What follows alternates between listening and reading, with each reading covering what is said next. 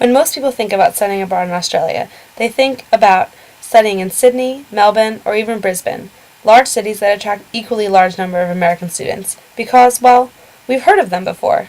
Many will pick one of these locales with a group of their friends, and they'll spend the next 3 months leading up to their semester abroad talking about all the fun they'll have together.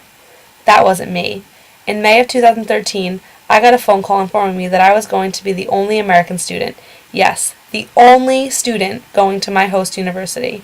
This meant that unlike most of my friends who had gone or were going abroad, my abroad experience was going to be completely void of any sense of American culture. When that sunk in, I hung up the phone and cried. Before I knew it, I was telling my mom that I wasn't going to Australia anymore. I was too nervous, too scared, too insecure. How was I going to arrive at a school all by myself in a foreign country and expect to make friends? Yeah, I guess I did that at Villanova, but at least we had the common ground of being American. I was worried I would have no one to turn to when something went wrong, no one to be by my side going through the same transitions. I was used to living with my best friends, but now I would be thousands of miles from friends and family. After a few more weeks of stressing out and another tear or two, I realized that while my journey to Australia was going to be a challenge, it would certainly be rewarding, as long as I could look past my initial fears. When I arrived in Australia, I was with a group of 22 other IFSA Butler American students who would soon be dispersing to their various universities with multiple other students in the program. And then there was me, that girl, who was supposed to get on a plane all by herself and arrive in Adelaide, Australia, with nothing but a couple of suitcases. I was alone. All alone. That initial shock was tough to deal with, but when I walked into my apartment and met my roommates from Indonesia, Germany, and Australia, I slowly began to realize that I was actually pretty lucky. I was going to have the opportunity to make friends with a diverse group of people with a wide range of cultural backgrounds. Like myself, my roommates were having to figure things out and make new friends in a country that was foreign to them as well.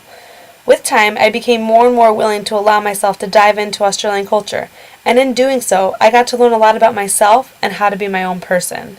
Adelaide became my home away from home. I can still picture myself taking the bus into the city just to explore by myself.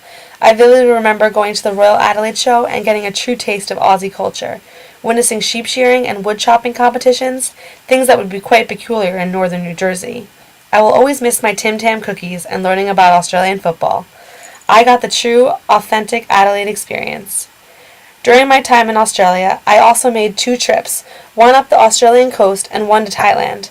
It was on these journeys that I learned to be perfectly content with my independence while simultaneously developing the courage to branch out and embrace new friendships. My experience in Australia was one of a kind, and now I can say that I have friends all over the world. What's more, I am stronger and more independent than I ever believed was possible. Adelaide changed me. It changed my life, and I'm thankful that I had the opportunity to grow as a person. Wherever your study abroad adventure takes you, it will change you, and hopefully in the best way possible.